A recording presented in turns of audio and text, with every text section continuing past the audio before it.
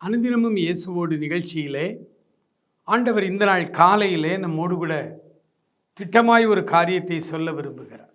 நீதிமொழிகளின் புத்தகம் 6ஆம் அதிகாரம் 8வது வசனத்தை உங்களுக்காக நான் வாசிக்கிறேன். கோடை காலத்தில் தனக்கு ஆகாரத்தை சம்பாதித்து அறுப்பு காலத்தில் தனக்கு தானியத்தை சேர்த்து வைக்கும். ஒரு எறும்பை இங்கே உதாரணமாய் ஆண்டவர் நமக்கு காண்பிக்கிறார். எறும்பு சுறுசுறுப்பான ஒரு உயிர், கடவுள் படைத்த ஒரு அற்புதமான ஜீவன். அப்படின்னா அது எறும்பு. இந்த எறும்பினுடைய உடல்ல கதிர்வீச்சு தாக்காதுன்னு சொல்றாங்க. எந்த அளவுக்கு உண்மைன்னு எனக்கு தெரியல. உங்களுக்கு தெரிஞ்சா நீங்க கமெண்ட்ல சொல்லுங்க. எறும்பினுடைய உடம்புல கதிர்வீச்சு தாக்காதான். அதற்கு ஒரு உதாரணம் சொல்றாங்க.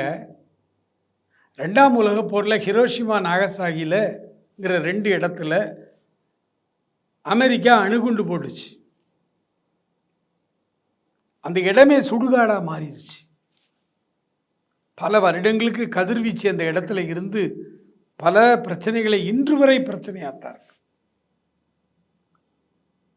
அந்த கதிர்வீச்சு இன்னும் மக்களை தொந்தரவு பண்ணி கொண்டே தான் இருக்கிறது.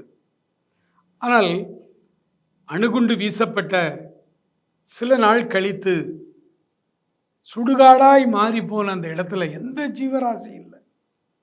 எல்லாம் வெப்பத்தின் மிகுதியில் இறந்து போச்சு. 2-3 நாள் கழித்து அந்த பகுதியில் அப்படியே ஆய்வு செய்து பார்த்தா எறும்பு மாத்திரம் உயிரோடு அப்படியே ஓடிக்கிட்டு இருந்துச்சான். அதை வைத்துத்தான் இப்படி சொல்லுகிறார்கள். ஒருவேளை உங்களுக்கு இதை குறித்து ஏதாவது தெரிந்திருந்தால் அல்லது நீங்கள் படித்திருந்தால் எங்களை கமெண்டில் நீங்கள் தெரிவிங்க. இந்த வசனத்தில் அவர் சொல்கிறாரு, ஒரு எறும்பு சோம்பேறித்தனமாக இருக்காது, சுறுசுறுப்பாக வேலை செய்துக்கிட்டே இருக்கும். எதுக்காக?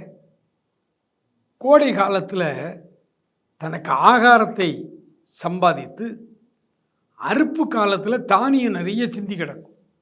அறுப்பு காலத்தில் அது என்ன செய்யுமா? தானியத்தை சேர்த்து வைக்கும். எதுக்கு சேர்த்து வைக்கும்? அடுத்து குளிர்காலம் வரும், இனிதான் வரப்போகுது. இது எறும்பு எங்கே போய் படிச்சது? கான்வென்ட்டில் போய் எதுவும் படிச்சுதா? டிசம்பர் மாதம் வந்தால் மழை பெய்யும், அப்போ வெளியில் போய் நமக்கு சாப்பாடு கிடைக்காது. ஏப்ரல் மாதம் ஜனவரி மாதத்துலேருந்தே நம்ம ஆகாரத்தை சேர்க்க ஆரம்பிச்சிடணும். யார் கற்றுக் கொடுத்தது இந்த எறும்புக்கு? ஆண்டவர் என்ன சொல்கிறாரு? ஒவ்வொருவருடைய வாழ்க்கையும் திட்டமிட வேண்டும். ஆண்டவர் தான் நம்மை ஆசீர்வதிக்கிறார், அவர் தான் நம்மை நடத்துகிறார் என்று சோம்பேறித்தனமாய் நமக்கு ஒரு வேலையும் இல்லை என்று இருக்கக்கூடாது. யாத்திராகமம் 14:14 சொல்லுகிறது, கர்த்தர் உங்களுக்காக யுத்தம் செய்வார், நீங்கள் சும்மா இருப்பீர்கள். உடனே அப்போ நம்ம ஒரு வேலையும் செய்ய வேண்டாம், எல்லாத்தையும் கர்த்தர் பார்த்து கொள்வார் அப்படின்னு நம்ம இருக்க முடியாது. சமையலுக்கு தேவையான எல்லா பொருளும் வீட்டில் இருக்கும், சமைக்கிறது நம்முடைய வேலை. அதே மாதிரி தான் அன்னைக்கு செங்கடல் ஆர்ப்பரித்து கொண்டிருக்கிறது, ஜனங்கள் அலறுகிறார்கள். கர்த்தர் சொன்னார், யுத்தம் கர்த்தருடையது அப்படின்னு சொல்லிட்டு மோசேட்ட சொல்றார், கையில் வச்சிருக்கிற அந்த கோலை நீட்டி அந்த செங்கடல்ல அடி. அந்த வேலையை மோசே தான் செய்யணும். அதுதான் திட்டமிடுகிற ஒரு அருமையான வாழ்க்கை. நம்முடைய வாழ்க்கை திட்டமிடப்பட வேண்டும். ஒவ்வொரு நாளும் மாணவர்களுக்கு மாணவிகளுக்கு நாங்கள் ஆசிரியர்களாய் சொல்லுவோம், ஜூன் மாதம் முதல் வாரமே சொல்லுவோம், இந்த வருஷத்தில் நல்லா திட்டமிடுங்கள், என்னென்ன படிக்கணும், அன்னன்னைக்குள்ள பாடத்தை படிங்க, அதுக்கு ஒரு டைம் டேபிள் போட்டு வச்சுக்கிடுங்க, ஹோம்ஒர்க்கை கரெக்டாக செய்யுங்க. டெய்லி ஹோம்ஒர்க் செய்கிற அந்த பழக்கத்தை ஏன் உருவாக்கணும்னா, அந்த திட்டமிடும் வாழ்க்கை ஒரு மனிதனுக்கு தேவை. அப்போ தான் முழுஆண்டு தேர்வுக்கு பயம் இல்லாமல் பிள்ளைகள் வரும்.